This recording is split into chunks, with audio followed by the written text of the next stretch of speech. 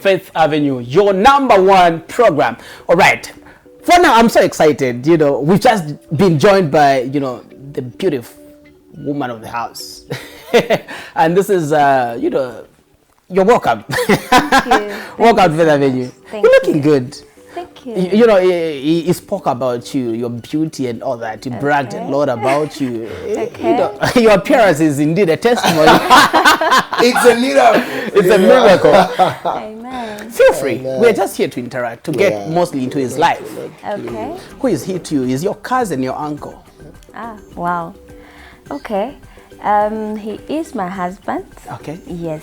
My one and only. My One and first only. and my last. Okay. Yes. Great. I like that. Yes. Okay. What do you like about him? Okay. I like his. He's a man who never gives up. He's he's a a man fighter. who would. Yes, he's a fighter. He's a man who would push. He's told me to push in life, to never give up. With whatever you want, you can achieve. With God, everything is possible. It's possible, indeed. He's helped me to believe in myself. Okay. Because when I look at him and I look at his past, where he's coming from, and how God has moved him from a God-header to this man who is a great man now, a man who everyone is looking up to, a man who everyone admires to say, one day I would want to be like him, without knowing really His past, how his experience. his background has been. So he has really taught me how to believe in myself, how to work so hard, how to push even the impossible, how God makes the impossible to be possible in life. So he really motivates me. He is my first motivator. All right. I'm liking this. All right. Now, Apostle. That sounds good, huh? Yeah, it does. It does. Exactly. Remember, I told you to say it's very difficult for me to introduce myself. You know what I mean? Because Exactly. she's got her own. You missed a lot of important points. Exactly. You know what I mean? All right. Now, tell me, how did you meet with, are you a pastor as well? No. Yes, you are. Prophesy. How did you meet your madam? Wow. It was. I had just broken from a relationship. Okay. I was in a 5-6 years relationship. Okay. So it didn't work. I talked about it in the previous. You didn't tell us what happened. Of course, details can take us the whole, Okay, problem. great. You know what I mean? Okay. Yeah. So at that time, I was Jesus is the King Ministries in Chilanga, and so I didn't know that they had a beautiful lady in that church. In the church. Imagine. Okay. So Churches like to house beautiful can you ladies. imagine? Stand up, yes, Who is that one? Mama, that the Holy Spirit or Nishi now. So I kept at that time, coming from a relationship, you are broken, right? And most people would say you start looking for comfort. You understand? But at the end of the day, in as much as you look for comfort, do not be misled by comfort. Be misled by the leading of what you want. So when I saw what I liked, I said, this can never. As she told you to say, look, I don't give up. That is something that I. So tell me your pursuit and all that. How did you pursue her for how long? Did she even say no? Did you say no, madam? Actually, first of all, you know what I did? I think you are talking too much. The time he approached you, was he a rich person or still struggling with one trousers, one pair of shoes, torn shoes? Okay, firstly, because we met in church. Okay. It was a singles meeting. Wow. So the moment he saw you, it was a confirmation. Yeah, Okay. it was a singles meeting, and we were asked to introduce ourselves. So it was actually when If you are engaged or you single purely. So I introduced myself. By that time, my relationship was a bit complicated. Okay. So I introduced myself, and I posed the question to say, when you're passing through such a situation in your relationship, what would you do? And he was the first person to answer in the crowd. Oh, okay. So it was because he like, had also issues with his own. So All it right. was like, he answered, and I remember very well, he has a loud voice. And he said, Dala, such situations, dear, met much that cool. Such situations Timapoka, like it was just a joke. So with me, he was too loud for me. And I was like, who's this man? He's too loud. I didn't really pay much attention because he used to talk too much. You know, he would be there when it's time to pray. He would be the one who would be praying, doing everything. So I thought he was too loud. Okay. And I didn't really associate myself with him. So after the meeting for the singles, I was actually walking home with one of our friends from the singles. Walking home and it started raining. It was just drizzling a bit. So by then he was driving a canter from his workplace. Okay. And then we are walking and he just stops in front of me and the other guy and tells me to say, my sister, hi, get in. So the other guy, yes, get in, let me give you a lift. So the other guy was offended because he also had intentions. Man of God, you need to learn to be gentle. So he just, and the other issue issued words to say, can you imagine asogoledi vaimirira na kanta nyamla handbrake and tells this woman I'm trying to talk to sengena mkanta, let's go. So from you got in as well? I got in because it was raining. Actually, what I did, I was a gentleman. You know what I did was, you know, when I saw drizzle started, you know what I did was, I went to where she was. I was using the same route. I was not doing the curfew road. So I was like, can I give you a lift? And she said, nah, you're just trying to defend yourself. You won't buy that. All right, please. So he gave me a lift and then he asked me a question like, so that question you posed at the singles meeting, are you really having issues in your relationship? So I was like, yeah, right now I don't know where my relationship stands. I don't know because we're passing through a certain phase. So he looked at me with a certain look. I still remember it, you know. No, listen now. He gave me this look of, like, he just told me to know if a guy starts behaving in a certain way, it means he's no longer interested in you. So my sister, and he used to call me my sister, pray about it. Pray about it. Let God show you what God is saying. But in telling me that, he was being so nice. Like, he was being so nice, not really advising me. Like, he didn't really want to show it. Okay. But you could read it. Yes, but I could read his eyes. He was looking straight in my eyes. So we drove home, and apparently from church to home, it's quite a short distance, but it was a long one because we spoke. You know, I always looked at him to be this noisy person, but in that time, because now it was the first time talking, he spoke, and he spoke sense.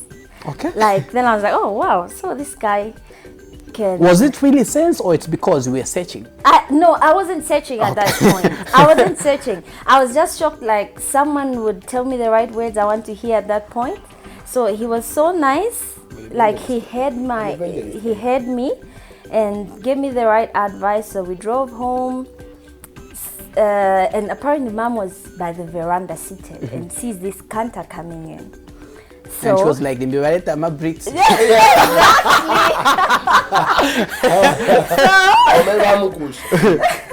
So she sees me dropping off the canter, and I'm like, brother, bye, see you. Oh, okay, my sister. You know, brother. Then he tells me to say, it all starts from there. Yeah. So as I was getting out of the canter, he asked me to say, my sister, don't you want to join praise team?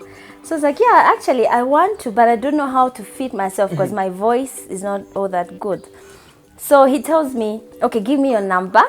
I'll call you as we go for rehearsals next week. Then we can go along together. What a strategy. So I gave him my line. I got his line and left from the canter. The smile he gave me when I was leaving, it was... like, I could see his eyes glowing. The kingdom of God suffers violence, man of God. He gave me this smile. And I was like, I think I've seen this before, you know, like... this is smile, it. Yeah. I can't miss it. I got off the car, went in the house. Mom is asking me, who's that man? I always see him at church. And I was like, I don't know. I hear his brother Lucky, because I didn't know much about him. So I got in the house. Immediately, I'm sitting on the couch. I see a message, hi. Then I knew, this is the thing. Okay. So the high, it started from a high. And then you asked a question to say, did you meet him as a guy with one trousers? And, you know, when I met him firstly, I thought, sorry, my love, but I need to give this. Exactly. The first day he was dropping me, I don't know how, because, you know, he was in this canter, he was still this young man trying to make life. He had just gotten his first good job. So he was just, okay, dressed okay, but not okay. Yeah. So I think I wanted to buy charcoal as he was dropping me home. And then he removed 100, was it 100 or 50 from his pocket and gave me to say, no, don't use your money, buy this. So I was like, this guy with a canter. Producing this no, money. I think he's just trying to be nice, but I don't think I need it. So I said, no, it's fine, it's okay. So he was like, no, use it, it's okay. So I bought the charcoal, it was 30 kwacha, I think, and I got Even it at some 20. change. Yes. So I gave him back. In my heart, I was like, no, I think he needs it. I think he needs this. Oh, look money at him, he 'cause- needs it. Yeah, he needs it. So he said, no, I don't want it. And I said, no, it's fine, it's fine. So he said, no, I'm not getting it. I put it on his, there's a compartment in the car. Then he was like, no, get it. He forced me until I got it. So after that, I didn't really take him to be, I didn't really know his job, because all I knew is he's working for a company that makes blocks. So obviously, if you hear a man is working for a company that makes blocks, you think he's just one of those. You wouldn't even think, no, this man has money. But I don't know. From that time on, he invited me to his house. His friends were there. They prepared lunch. That was my first time. I went there. We were just as friends then. And we would talk about, no, so how far with your relationship? No, we are done. I'm single now. So from then, I don't know what happened. It was just every day of spending time together. Okay. He would drop me at school every day. And I don't know, I started falling in love with this loud man. I got to know about his life. And I would be at school. I was at the university by then, University of Lusaka. And he would drop me with this canter, and people would be like, Cheta, have you gone out of your mind? You're getting it. Dropped in Exactly. What are you doing with this guy? Canter guy. And you know, then he was working for a block making company. He would wear safety boots. They would have cement all over. He would have this t-shirt that has oil. He would be all messed up. And people would be shocked. Senika, are you serious? Is this the man? And I don't know. With me, I didn't see that. He just came in at the right time. I would enjoy his company. I didn't see much of that. So the first day, he took me out for lunch. Okay. I was at school, so I'm coming down from school. Then he asked me to say, I'm sure you're hungry. They were paving University of Lusaka by then. His company was paving. So he took me for lunch. Then he was like, where do you want to go? I don't know what I said, but I said, any place. So he took me to this Chinese restaurant, just by Long Acres. And I was shocked, like, will this guy afford to pay this place? It's so nice. It's so, you know. Looking at him, looks, the place. Yeah, it looks so expensive. And I'm like, how? How will he manage? Yeah, There's will no he correlation, manage it? him and the place. So the order was made. He even actually showed me what to get. Like, I was like, Maybe he was food. paid that day. You wanted to show off. Yeah, exactly. So he shows me the menu and he's like, you can actually test this. This is nice. I've tested it before. So from then, I began to know to say, actually, I don't think this guy is what I perceive him to be. I think it's just the outlooks that show that maybe he's a poor guy, but inwardly, he has those riches, you know. And all the time we are together, he would talk about God. I thought he was one of those pretenders who would be God. Okay. But all the time he would talk about God. And that time I wasn't really much, I was a lukewarm Christian. Okay. So he would talk about scripture. I don't understand what he's talking about. He would talk about, you know, everything. We have to seek God before this and this happens. So from then we took it slowly. And then I think the time I got to know that the man really has money. I think before money, tell me, for the sake of time, how long did it take for you to get married? The transition. The transition, actually it was Speed of light. speed Okay. arrangement. Okay, we met in January. I think in June we started. It was official now. We started dating. Why, man of God? Were you scared to lose her? Wow. Honestly speaking, okay, she wanted to start talking about the other aspect. I was a rich man who was still seeking God's direction on what to do. And from my broken relationship, the eyes, I would say, they were blind because they didn't see actually the person they're talking to. And that's something that I really sought God to say, Modesta, you need to lead me to say, even as I'm committing myself into an issue of marriage, I must be really sure with what I'm doing. So, yes, after losing the first relationship, when I met her, the first thing I told her to say, I don't want to waste time. If your family are also, I made this statement to say, if your family are going to see poverty in my life and stop you from marrying me, I'm not interested. So make sure introduce yourself to them to say, I'm getting married to that man.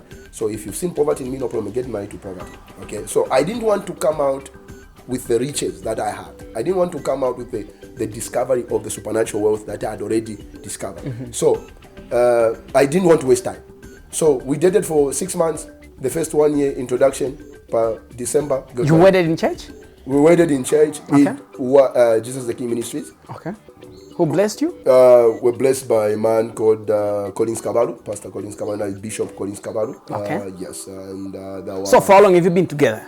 We've been together for almost 4 years now. Okay. No, from the time. From the time we dated. You got married? From the time we got married, it's Married. 4 years. 4 years. We still, our honeymoon enjoy every day. You know what I mean? All right. So she's still looking beautiful. She is. She is. This beauty I want to never maintain fades. her like this, and so that others may see to say, "Oh, Kendala Suma." You know what I mean? You're not bragging. All right.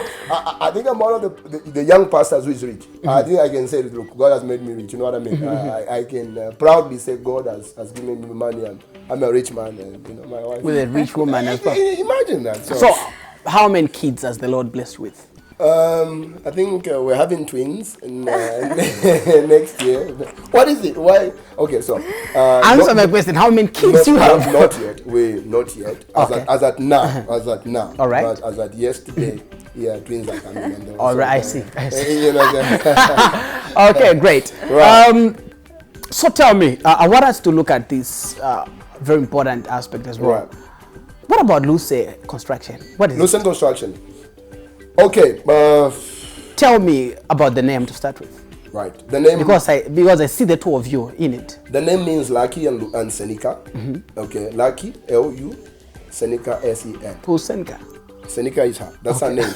All right. Seneca is the name of my wife and the first name. So we got the first names. And on my side, because I didn't want to be greedy, I only got the first 2 letters. And I wanted her to be more greedy. She got the 3 letters. You gave her those 3 letters, so she wasn't greedy. She was just blessed. The blessed she is. Yeah, So when was this company birthed? Right. Okay. First of all, to start with, let me just, for the sake of the viewers out there, let me try to say this. The time I was seeking the Lord, to get out of poverty, God gave me the secret to financial wealth, and that was seed sowing. Okay. So I'm a product of seed sowing. And God opened doors, which the Bible says that open doors that no man can close.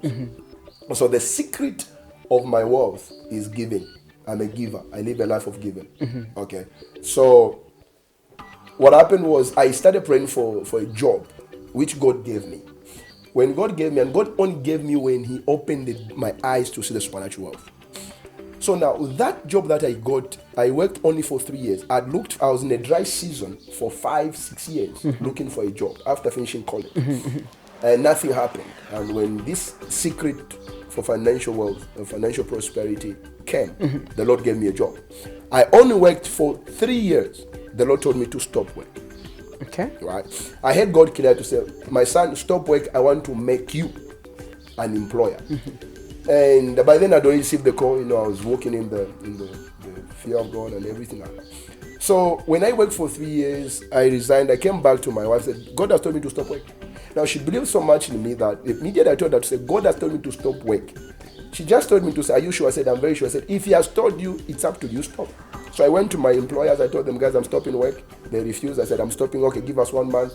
I wait for 1 month. At the end of the day, I said, hey guys, God has told me to stop work here. And my handsome and hardworking man, boss Dalton was an awesome man. So he released me. He said, okay, since God has spoken, God. So we came and sat in this sitting room before all this transformation was there. I think it was just a useless chair here. And we started scribbling names. We said, look, I want to start a company, construction company. How do we call it? No, I want something that has my name in it, you know. And I want something that, that when people look at it, they'll think about us. You look. I want something else, me. I don't want it. No, but do it. So we had that. So we said, okay, let's think of it. By creativity, grace of God, I said, okay, Lucen. It sounded wow. Lucenica. Okay, no problem. So we called it Lucen. The following day on registration and we registered. By God's grace, I won the first contract. Of course, as I'm a fighter. Look, by God's grace, God has given me that heart of not giving up. And I found a small office, and we kick-started from there. Okay. So I've not seen struggle as far as starting a business and being established, but I've faced challenges along the way. All right. So from the beginning, look, I did not have struggles because the secret is seed sowing. If I seed sow, and this is the message that I've been teaching, as a pastor, I think you allow me to mention something. Later on. Not now. Okay, so we've been redeemed, Okay. So one thing that I know is that there's a transference of wealth into our hands. But one thing, when we obey the principles of that. So I've seen fruitfulness from the word go. We've seen expansion from the word go. Lucen Construction was born. Lucen Logistics came in. Chain Print Solution came in. Lucen Agro Investment came in. And we've just kept on moving now. We want to go into real estate. Okay. Want to do just spread everyone to go into hotels and wherever God tells me go this. I want to We'll talk about that in detail later. 100%. What's his weakness? Wow. Wow. His greatest weakness is he easily trusts people. And he has been disappointed so many times because he has trusted people. I don't know So why. you see it as a weakness for him to trust you? No, not to trust me. Okay, yes, it is a weakness, but I mean in terms of the corporate world and in ministry, I can't say that because obviously God orders his steps. But in general, he easily trusts people.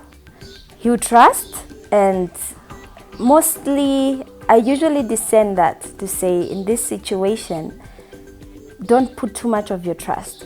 But he'll wait until things get to the end. That's when he'll say, baby, that thing that you told me, listen, this is what has happened. Tell me this. I know he's a man of God. Yeah. But he's not yet, he hasn't reached that holistic perfection. He has areas where he's struggling. Tell me, which area of his life would you want him to improve? As a husband and as a minister of the gospel? Maybe patience. He has no patience in a lot of things. He's not patient. But tell me, how do you connect the two? Okay. Trusting people quickly and lack of patience. How do I connect the two? As weaknesses or as areas to build himself in? Because, okay, in the era of patience, sometimes people will end up doing things so quick and making mistakes because they are so scared that he wants things to be perfected in the shortest period of time. It is a strength in business, but I think there are people who need... Has he ever beaten you? No. Almost beaten you? No. It must be a weak husband. No, I don't think so. I don't Has he think ever so. cheated on you? No, not something I know of. Okay. Yes. So we leave it in brackets. Have you ever suspected something close to that? Not really suspecting, but I was jealous of it. Give me that experience. Okay. In a nutshell, under 2 minutes. Okay, I won't mention names, Exactly. but there was a situation where this woman got so close to him, in form of I need prayer and counseling, but I felt she was using that as a weapon for let me get close to the man of God. So him being a man of God, my husband loves people. He loves to help wherever he can help. He wants to be there for people. Sometimes he would put his things on hold just to help around people. So I feel she used that to her advantage. She would text him anytime, call him anytime, and with him would think, no, she needs my prayers, she has been attacked. But me being a woman, you know, as a woman, we always have this sixth sense. The eighth sense. A woman is never wrong. And the ninth. You as a husband, if a wife tells you to say the way that woman is looking at you, I don't like it, you need to believe her. Don't look at it like, no, she's being jealousy, she's being insecure. No, a woman always sees, because we know how we women act. So I warned my husband about it to say, I don't like this. But him, he thought I was being overprotective. And So she was jealous, huh? yes, I was. Being a woman, it's normal. Yeah, you wouldn't I want think to so. share your husband's attention with anyone. No, not at all. And you know, this woman wants to show like, okay, pastor is giving me, he's there for me, you know, so that I should feel bad. Not that she has intentions, any good intentions about it, but she has those intentions to show me, to say, no, pastor has been giving me attention, because I'm a business person. I usually travel. So she's showing me that. And I'm like, nope, I don't think this is our husband to share. This is my husband. Of course, You have- he's your pastor, but yes, he's my he husband. is. Pastor changed aside. He is my husband. All right. So I put it aside to say, I'll always have such people. It doesn't mean this is ministry we are talking about. There are people who come with their own intentions. But one thing is, we spoke about it, and now I have to be as a wife. I have to believe in my husband. I have to, whatever he tells me, I think the most important thing is him hearing my part as well, him hearing how I feel and acting towards that. He acted towards that quickly, and it was calm. All right. Yeah. I think on this one, you know, time has never been our best ally. Let's just take a break. We'll be right back after listening to the music of, you know, Deborah C. Chashi with the song entitled Mweba Mshiro. Mweba Mshiro, lesa ni mwe. Mweba maka, lesa ni mwe. Kuchipuna chenu twakungula.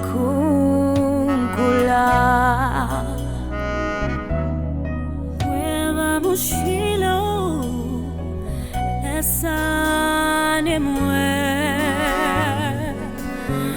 Mweba Mshiro, lesa ni mwe. Mweba maka, lesa ni mwe. Kuchipuna chenu twakungula. Misumbula lesa, we reverence you, Yah. Lord, we lift our hands to worship you who dwell in the Most High. Twamisumbula lesa, twamishinshimula. Mweba Mshiro.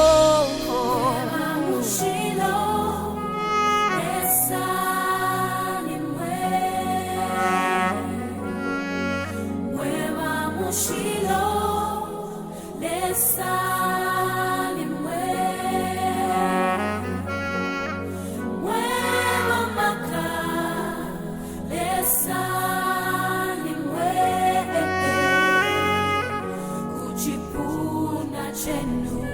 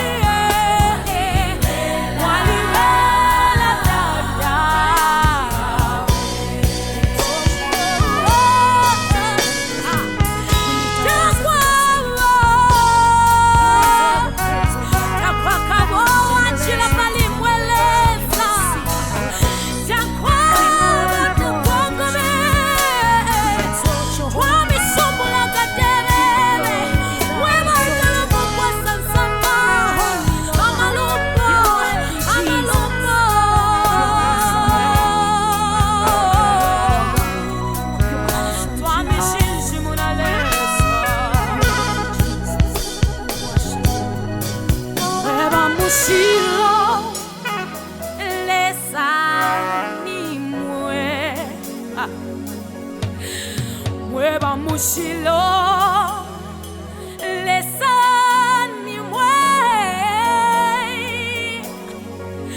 Mwe moko, listen me way. Kuchipuna chen, twa kunkula.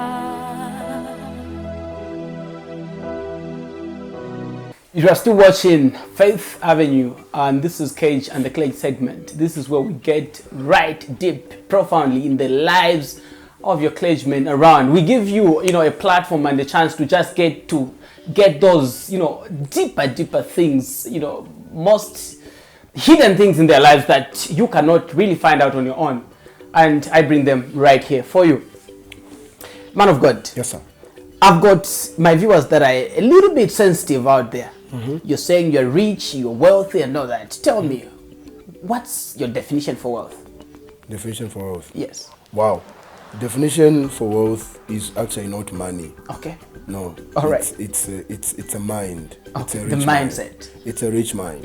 And everyone out there has got a rich mind. Okay. But there is also a duty or responsibility for each and everyone to get that riches from the mind into To the translate it into exactly. reality. So when I say I'm wealthy, I'm not actually saying I have a lot of money, because people misunderstand. Maybe he's talking about money in the bank, money. He's talking about a lot of things. No, I'm talking about a rich mind. Okay. Now, a rich mind, based on the revelation of God, the discoveries that are in the scriptures. There is wealthy in the Bible. There is wealth in God. But for you to move that wealth from the Bible into the physical appearance, to drive a car, you need. There's something that must be done. I need a discovery of a principle, which I was talking about. Okay, quickly, run me through the companies that you are running as an individual.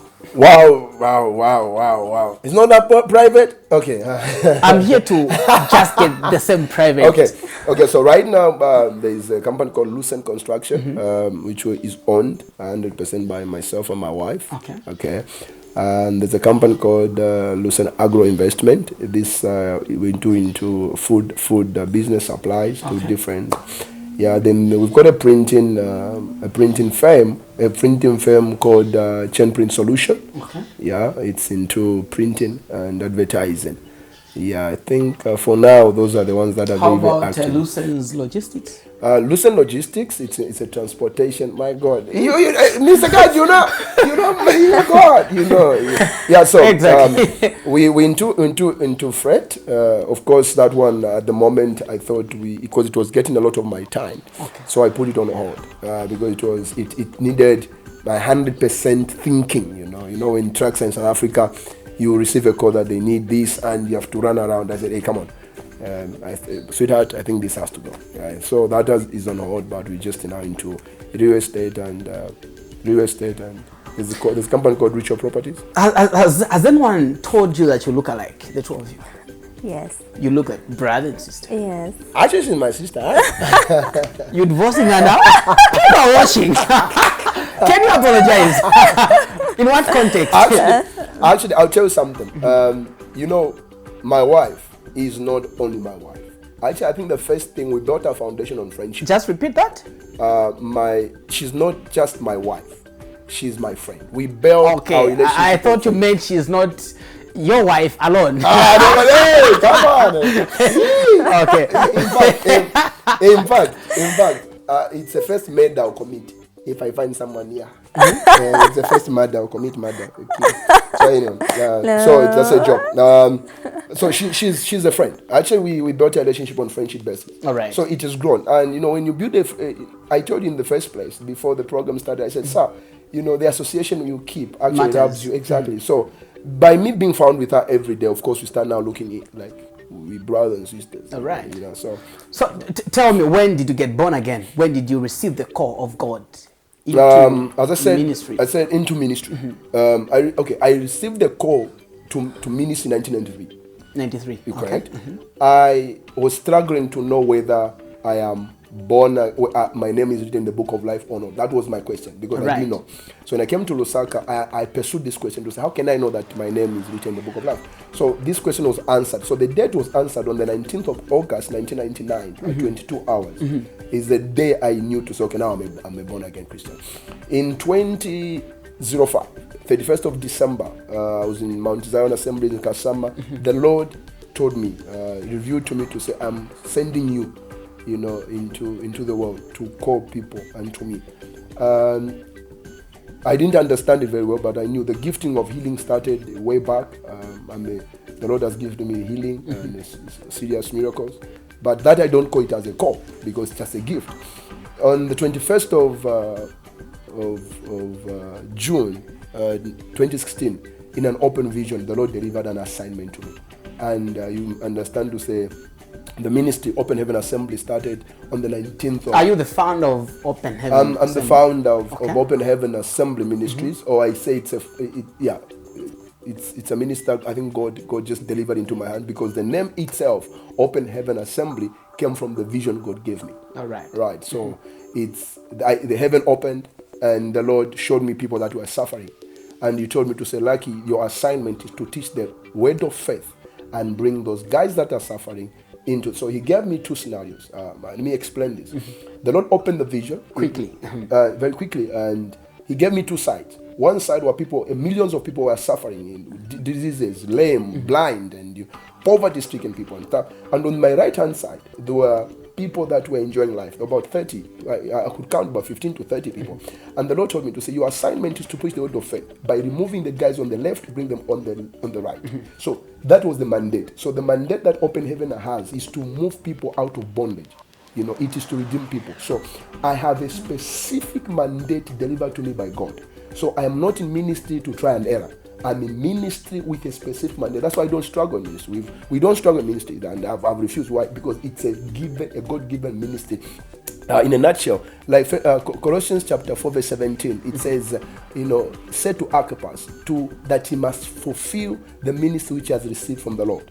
So it is a ministry that I've received from the Lord, and not a man-made. It's not a man-made. I didn't wake up in the morning and say, hey, they don't Zambia church. No. It was an instruction. Lucky today you must start. So even the day I started ministry, it was an instruction by God. And on the first day we were 14, second Sunday we were 19, third Sunday we were 21.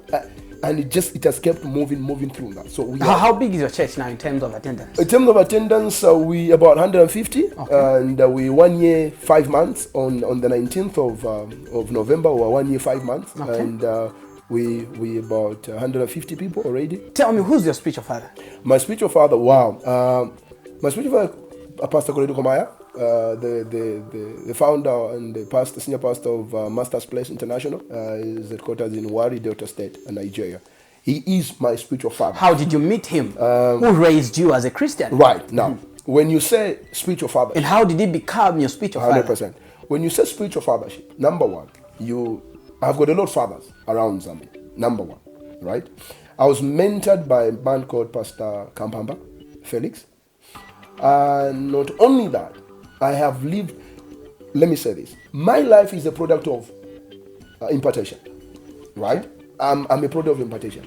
And a lot of men of God being Zambia, outside the country, have imparted my life. I'm looking at a scenario where you have this person covering you. Correct. You are under his anointing, Right. nurturing you, teaching you how to read, how to interpret scriptures, Right. how to stand and present sermons. Right. Okay. In today's fathership, it is rare to find such a man unless you are under his church and he's ministering to you. That's what I mean. Exactly. So, in terms of that bringing, I was raised by a man called Pastor Kampamba, Felix Kampamba, in Kasama. He's running a church called Mount Zion Assemblies of God. He's the one who taught me the interpretation of scriptures, right? He's guided me. So, he's one of my spiritual fathers. So, when I serve God, my spiritual father, Pastor Koredo Komaya from Wari, he's one of my fathers who are... How did he become your father?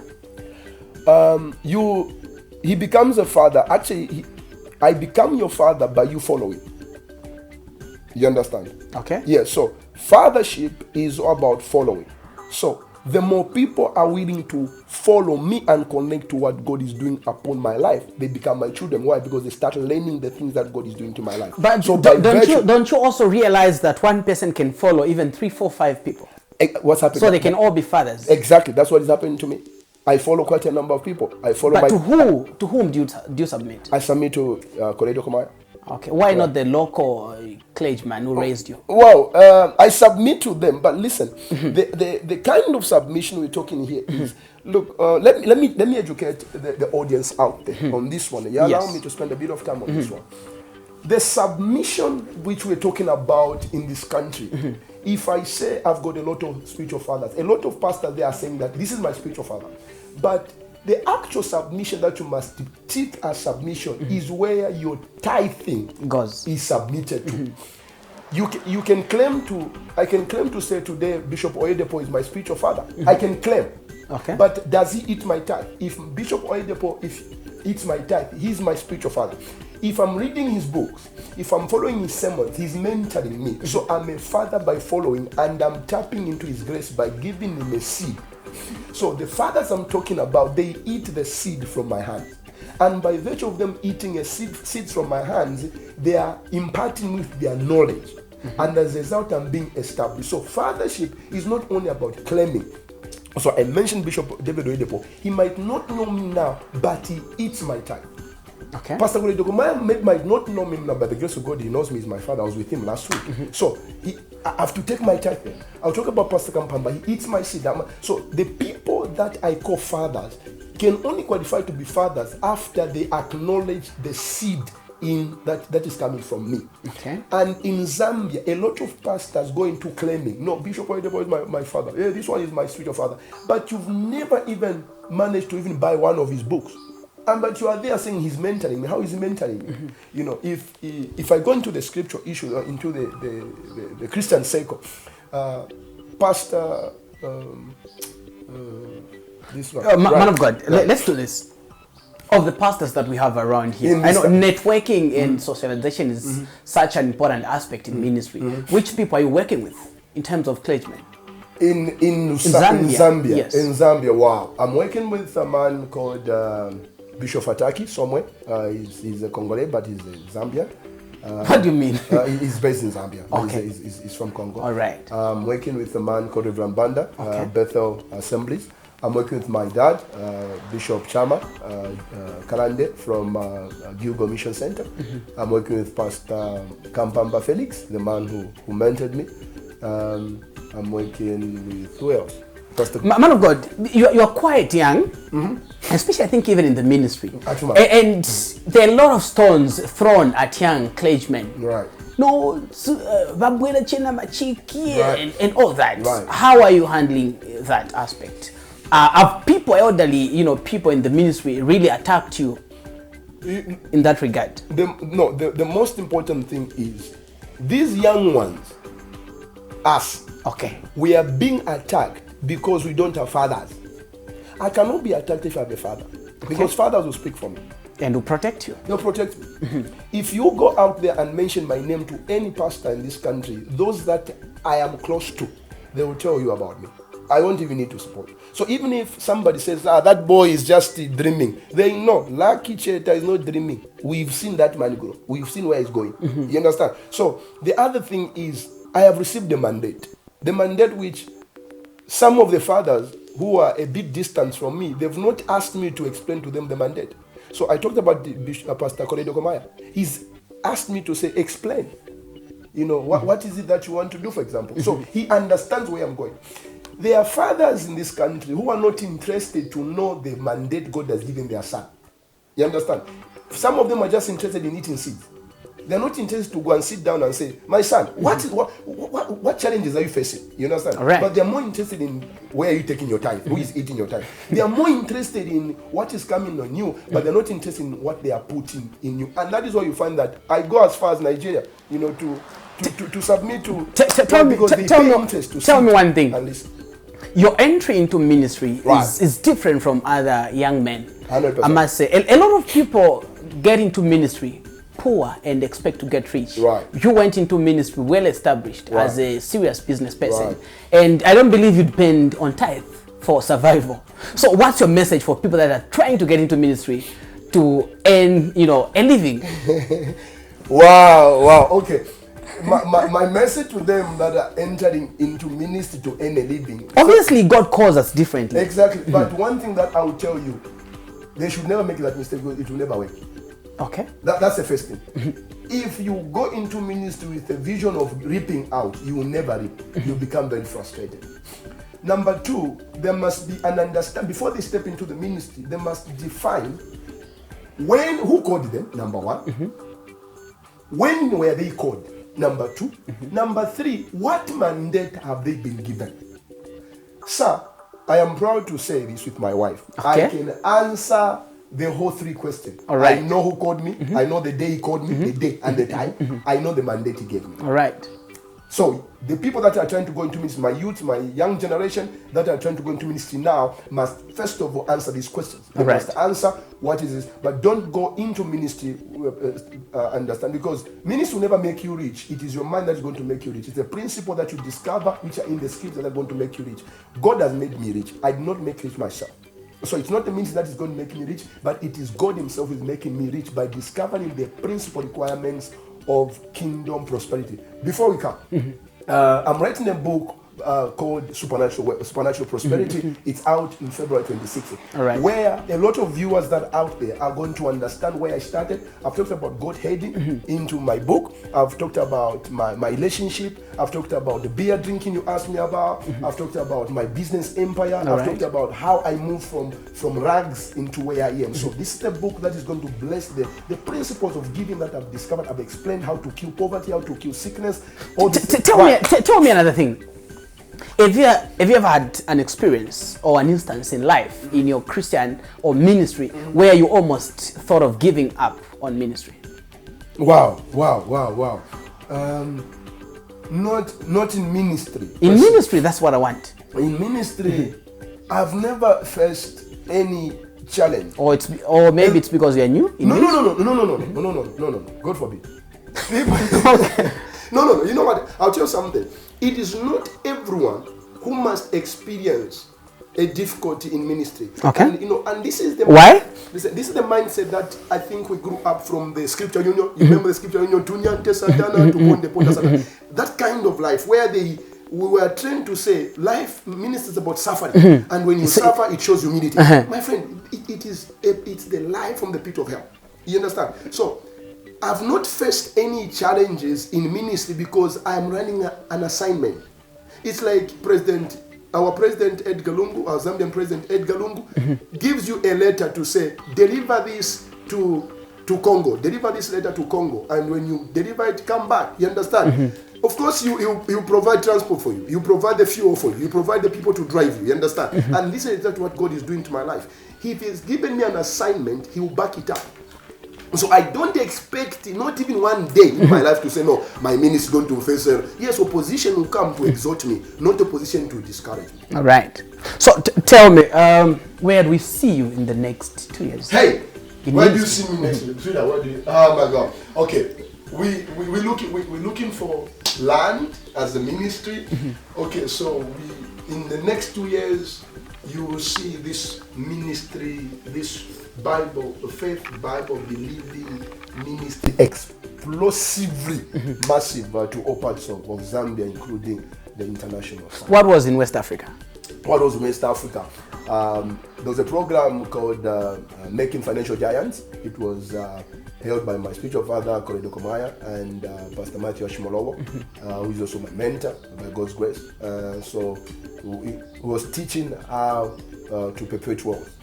What he was talking about was, why is it that in this country, in this African continent, you don't find people that have money and their generation, like our twins come and enjoy the wealthy, and their twins enjoy that wealth, and they just like that, which were started by Lucky and company, things like that, But we always see these finances dying, Bacha 2 months. If the owner dies, the finances die. So that is what was teaching on how to to maintain the wealth in there. Madam, Yes, your closing remarks. What do you have for the viewers? Oh my God, Wow. this place. Firstly, thank you, QTV, for coming in our home. We're humbled. It's such a great time. On my birthday, you come and capture for the viewers. Happy birthday to you. Happy birthday to you. Happy birthday, dear Madam for the pastor. Happy birthday to you. Right. All right. We're glad. Okay. I think my last remarks would be, each person is a person of destiny. We all have our destiny in life. You're destined for your own. I have my own destiny. So I think my last remarks are, as children of God, let's believe in God. Let's believe that God has already prepared a place for us. Because for me to be a child of destiny, that means God predestined something for my life. I didn't know that one day I would be a pastor's wife. And seriously speaking, I used to discourage him because I'd be like, what will I tell the people? Like, I'm not that type of a person. But God has just molded me into this person that I can't even understand. God has moved me from this young lady who always thought about life differently. I had a different perception about life. But God has molded me into this woman that believes in God, that has faith, so much faith. This woman that is standing for others, for the voiceless. God has given me this passion for people. God has given me this so much love. So I would urge the viewers out there to believe in God. There is nothing impossible with God. Everything Amen. is possible with God. Amen. Amen. On this note, we come to the close of our show. Thank you so much. So this has been Faith Having with your brother, Mr. Cage. We'll see you next time. Like I always tell you, you never know which door will knock on next time. It could be the door of your pastor, your page, your priest, your reverend, so on and so forth. So see you next time. See you. Shalom, shalom. Thank you. Thank you so much. God bless you. Thank you for coming. Amen.